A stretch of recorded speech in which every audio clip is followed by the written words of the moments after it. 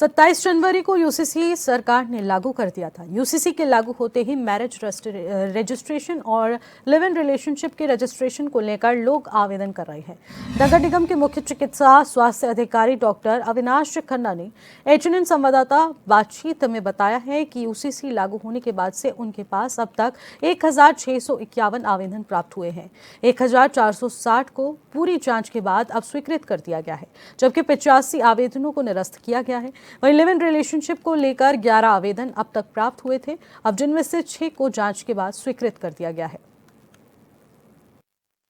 UCC लागू होने के बाद लगातार आवेदन किए जा रहे हैं। आवेदनों की संख्या में लगातार बढ़ोतरी भी होने लगी है।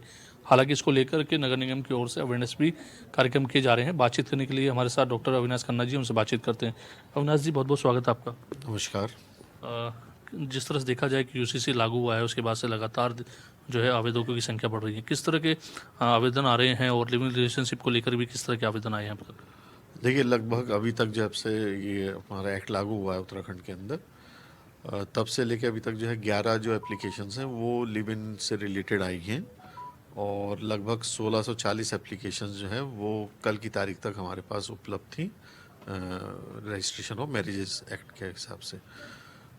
तो लिव इन रिलेशनशिप में जो है करीब हम लोगों का 30 दिन का समय होता है उसका निस्तारण करने का, जिसका कि अभी तक हमारी 6 एप्लीकेशंस जो है हम लोगों ने निस्तारित कर दी हैं समय अंतर्गत, और 4 एप्लीकेशंस में कुछ क्वेरीज हैं जो क्लैरिफिकेशन में ली गई हैं, और एक एप्लीकेशन जो है गुण दोष के आधार पर जो है उसको रिजेक्ट किया गया है। इसी तरीके से जो मैरिजेस के जो एक्ट के लिए वो सब रजिस्ट्रार लेवल पे उसका रजिस्ट्रेशन होता है। पहले एक थे हमारे पास सब रजिस्ट्रार, अब आज की तारीख में हमारे पास 10 सब रजिस्ट्रार हो गए नगर निगम के अंदर।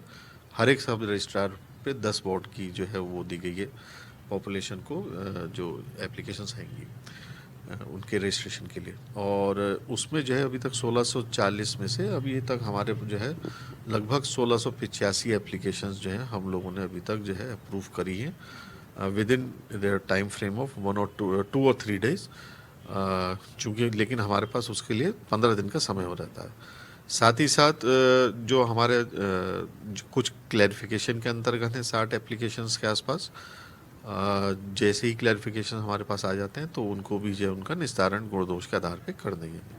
लगभग 80 एप्लीकेशंस जो हैं हमारे लोगों के द्वारा जो है सब रजिस्ट्रार लेवल पे उनको जो है रिजेक्ट किया गया है गुण दोष के आधार पे, जिसमें कि गलत एड्रेस थे या एज वेरीफाई नहीं हो रही थी, और कई जगहों पे जो है वो थर्ड पार्टी के द्वारा जो एप्लीकेशंस दी गई थी जिस कारण से वो रिजेक्ट की गई हैं। लिविंग रिलेशनशिप को लेकर जो है काफ़ी चीज़ें भ्रामक हैं।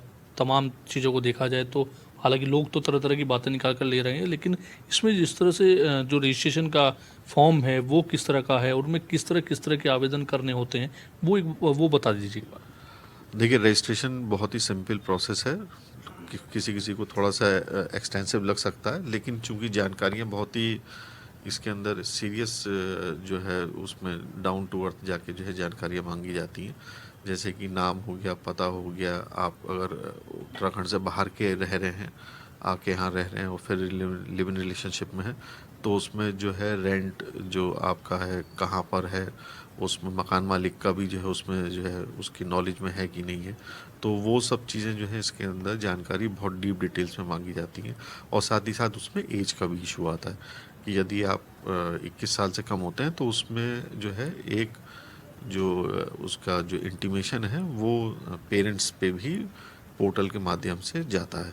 तो ये इस तरीके से जो है इसको काफ़ी जो है, क्योंकि एक नई हमारा एक्ट है तो उसके अंतर्गत जो है इसके अंदर वर्तमान में इस तरीके से जो है प्रोविजंस को लेते हुए उसको जो है पूरी सीरियसनेस के साथ इस पे जो हम लोग आगे बढ़ रहे हैं। मैरिज रजिस्ट्रेशन की अगर मैं बात करूँ तो उसमें 2010 के बाद से जो भी मैरिज हुई हैं सभी कंपलसरी रखी गई हैं। उससे पहले की जो मैरिज हैं उनको लेकर के किस तरह के प्रावधान हैं और जो अभी तक नहीं करा पा रहे हैं कितना अवधि रहेगी उनके लिए, किस तरह की अवधि में अगर वो नहीं कराते तो किस तरह का फाइन रहेगा? देखिए, एक्ट लागू होने से 6 महीने के अंतराल तक अभी तक किसी भी प्रकार का कोई फाइन नहीं है। आपको जो 6 महीने के अंतर्गत अंतराल के अंदर जो है जिनकी 2010 के बाद की मैरिजेस हैं उनको जो है रजिस्टर कराना अनिवार्य है, और अनिवार्य इसलिए भी है क्योंकि ये एक्ट का बहुत ही एक सीरियस प्रोविज़न है। नहीं तो 6 माह के बाद यदि ऐसा होता है तो उसमें जो है फ़ाइन का भी उसमें प्रोविज़न है।